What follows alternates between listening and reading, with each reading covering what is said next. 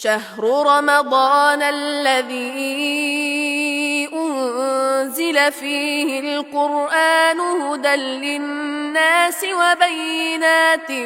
من الهدى والفرقان، فمن شهد منكم الشهر فليصمه، ومن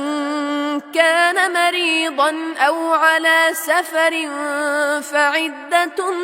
من أيام أخر، يريد الله بكم اليسر ولا يريد بكم العسر ولتكملوا العدة ولتكبروا الله على ما هداكم ولعلكم تشكرون.